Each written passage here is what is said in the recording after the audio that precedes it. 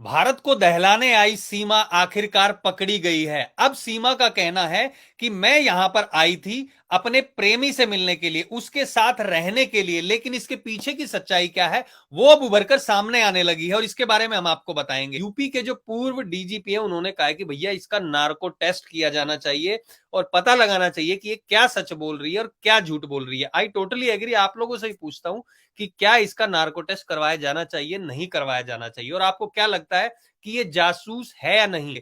पहले दुबई गई सीमा पाकिस्तान से अपने गहने लेकर, पैसे लेकर। ये गहने और पैसे कहां से आए उसके पास? उसने अपना प्लॉट बेच दिया था। दो बच्चे पहले पति की वाइफ से और दो बच्चे उसके खुद के, चार बच्चों को लेके पहले वो दुबई गई और फिर उसके बाद नेपाल आई। लेकिन आपको बता दें, एक बार और वो पहले नेपाल गई थी और सचिन ने कहा कि तुम बच्चों के साथ आओ। ये कहना है सीमा का, जिसको देखने के लिए दूर दूर से लोग आ रहे हैं, अलग अलग गांवों से लोग आ रहे हैं और उसको आशीर्वाद देने के लिए, ये कहने के लिए कि भैया इसने हिंदू धर्म अपनाया तो हम इसको एक्सेप्ट करेंगे। लेकिन क्या आपको कुछ चीजों का पता है कि गुलाम के साथ उसने कोर्ट मैरिज की थी। अब गुलाम हैदर कौन है? उसका पहला पति है, उसके साथ भी उसकी फोन पर ही बात हुई थी। यानी कि सीमा हैदर पहले मिस कॉल के साथ उसकी अपने पति के साथ बात हुई। इससे पता चलता है कि सीमा हैदर ने जरूर कुछ ना कुछ गलत किया और छुपाया। सबसे पहली चीज, सीमा ने पहले कहा था कि वो उसकी शादी जो है जबरदस्ती उसके माता पिता के कहने पर हुई थी, लेकिन बाद में उसने अपना बयान बदलते हुए बताया कि उसकी मिस कॉल के जरिए उसके पति से बात हुई थी। यानी कि जब उसके पति, जो पहला वाला पति था, वो अब दुबई में है और उसकी पहली बीवी के साथ तलाक करवाने के बाद जब सीमा ने शादी की थी वो भी फोन के जरिए, और दूसरी शादी यानी कि सचिन के साथ नेपाल में जाकर उसने काठमांडू में की थी। और अब आगे ये किसके साथ शादी करेंगी नहीं करेंगी इसका फैसला अभी होगा। लेकिन आपको बता दें उसकी संदिग्ध परिस्थितियों के बारे में कैसे पता चला। सीमा के पास 4 मोबाइल बरामद हुए हैं और उससे पहले आपको दिखाते हैं ये सीमा का कार्ड। अब ये जैसे आइडेंटिटी कार्ड होता है, आधार कार्ड होता है भारत में, वैसे ये पाकिस्तान का कार्ड है। अब सीमा का कहना है कि वो 27 साल की है और अगर उसकी आईडी के हिसाब से चले तो इसमें 2002 का उसका बर्थ ईयर है, यानी कि वो इस हिसाब से 21 साल की हुई। ये एक चीज। दूसरी चीज, उसने शादी की बताई, जबरदस्ती शादी की, जबकि उसके पति का कहना था कि मिस कॉल के जरिए बात हुई और फिर उसने अपनी पहली पत्नी को तलाक देकर दूसरी पत्नी से, इससे सीमा से शादी कर ली। तीसरी बात, अब सीमा के पास से 4 फोन बरामद हुए हैं। इतने सारे फोन अमूमन तौर पर ऐसे लोगों के पास से बरामद होते हैं जो किसी ना किसी प्रोजेक्ट में, षड्यंत्र में, इस तरीके की गतिविधियों में शामिल होते हैं। और एक टूटा हुआ फोन मिला। अब टूटा हुआ फोन भी वो क्यों लेके चल रही थी, सबसे बड़ी बात तो यही है, उसके बयान जो है बार बार बदल रहे हैं, जिससे पुलिस ने उसके पास से जब टूटा फोन जब्त किया था तो पुलिस ने सवाल पूछा था जिसका वो जवाब नहीं दे पाई कि टूटा हुआ फोन उसने क्यों रखा था। वो पाकिस्तानी फोन था, अब वो टूटा कैसे इसके बारे में कुछ नहीं बोल पा रही हैं। लेकिन टूटे फोन से डेटा निकालने की अब कोशिशें की जा रही है कि डेटा निकाल के पता चले कि ये किसके साथ मिली हुई है। नेपाल में भी उसने अपना पाकिस्तानी सिम यूज नहीं किया बल्कि नेपाल से एक नया सिम कार्ड खरीदा और उसके जरिए ही उसने फोन किया था सचिन को। लेकिन जब वो वहां से गई, नेपाल से जब चली, वो एक बस में बैठी थी, वहां से बस में उसने किससे, दो महिलाएं बैठी हुई थी उनके जरिए हॉटस्पॉट ऑन किया और फिर वाईफाई के जरिए इंटरनेट कॉल की सचिन को और पूछने के लिए कि कैसे भारत आना है।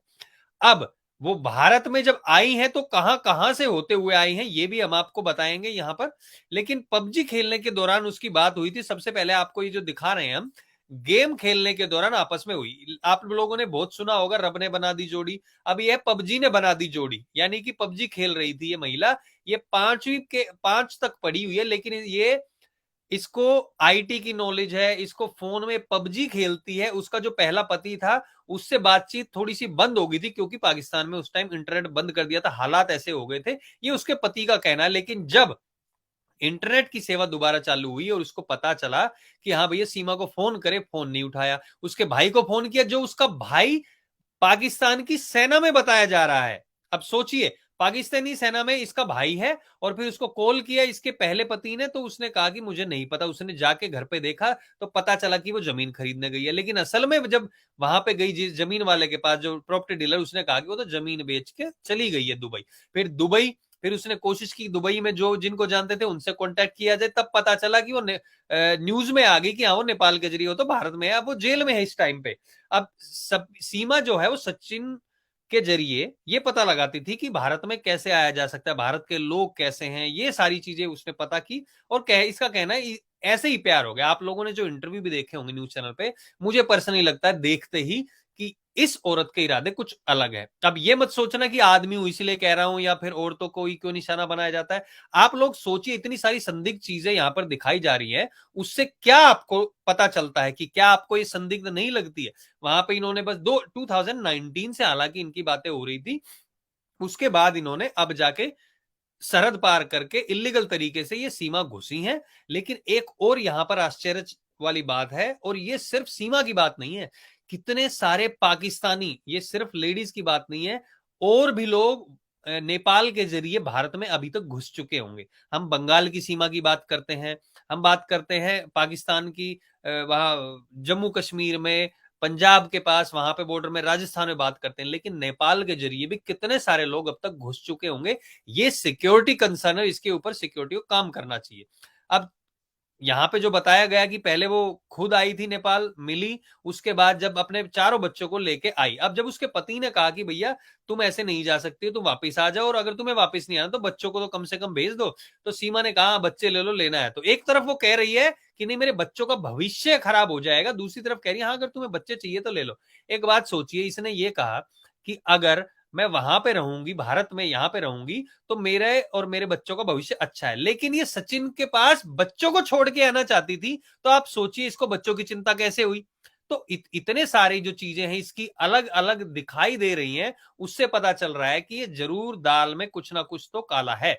अब अगर आपको मैप के जरिए बताएं तो ये कैसे सीमा आई, ये यहां पे आप देख सकते हैं। सबसे पहले वो पाकिस्तान से दुबई गई, दुबई से फिर वो गई काठमांडू, काठमांडू से फिर वो सनौली बॉर्डर जो है वहां पे गई, वहां से वो गई महाराजगंज, और महाराजगंज से गई दिल्ली, दिल्ली से फिर वो गई नोएडा। यानी कि ये सफर उसने तय किया। ये सीमा, इतने सारे चीजों का उसको पता है, अब कैसे कैसे आना है, किस तरीके से आना है, क्या चीज यूज करनी है, क्या यूज नहीं करनी है। यहां तक कि जब सीमा से पूछा गया कि भैया तुम पकड़ी गई, उसने वकील ने बताया, तो सीमा का कहना था मुझे नहीं पता था कि वो ऐसा निकलेगा, वो तो सीधा साधा लग रहा था। यानी कि हमारे देश के वकील ने, जिसके पास ये लोग शादी के लिए गए थे, और सचिन ने उसके सामने सच बता दिया कि ऐसे ऐसे ये आई है पाकिस्तान से, तो सीमा का कहना है कि मैंने तो सोचा ही सीधा निकलेगा। तो मतलब हमारे देश का वकील इतना अच्छा काम कर रहा है कि उसने एजेंसीज को बताया कि देखो ये मुझे संदिग्ध लग रही है, इसलिए मामला प्रकाश में आया, नहीं तो ये मामला बिल्कुल भी सामने नहीं आने वाला था। तो हम दाद देते हैं उस वकील की, और सभी नागरिकों से कहते हैं, बॉर्डर पे भी जो रहते हैं और बाकी लोग भी जो इस तरीके की संदिग्ध चीजें देखते हैं, उनको सैल्यूट। आप लोगों से भी पूछना चाहता हूं, आपको क्या लगता है, क्या ये जिस तरीके से पेश किया जा रहा है, एक कहा जा रहा है कि ये वीर जारा की तरह है, कि वीर जारा में जैसे हुआ था वैसा ही सिनारियो यहाँ पे नजर आ रहा है, क्या आपको लगता है वीर जारी जारा टाइप ये सिनारियो? मुझे 1% भी नहीं लग रहा है वीर जारा, मुझे ये सोची समझी साजिश है। अब यूपी के जो पूर्व डीजीपी है उन्होंने कहा कि भैया इसका नार्को टेस्ट किया जाना चाहिए, और पता लगाना चाहिए कि ये क्या सच बोल रही है और क्या झूठ बोल रही है। I totally agree. आप लोगों से ही पूछता हूं कि क्या इसका नार्को टेस्ट करवाया जाना चाहिए, नहीं करवाया जाना चाहिए, और आपको क्या लगता है कि ये जासूस है या नहीं? अब मुझे 100% लगता है कि ये जासूस है और यही चीजें करने के लिए आई है। कमेंट सेक्शन में अपने विचार रखें। इस वीडियो को आप लोग सब लोगों के साथ शेयर जरूर करना, ताकि और लोगों तक भी ये चीज पहुंच सके, और हमारा देश के और नागरिक है वो सतर्क रहे, अगर उनको इस तरीके की कोई भी चीज दिखाई देती है वो एजेंसीज को बता सके इसके बारे में। अभी के लिए इतना ही, अपना ध्यान रखिए। जय हिंद, जय भारत, जय श्री राम।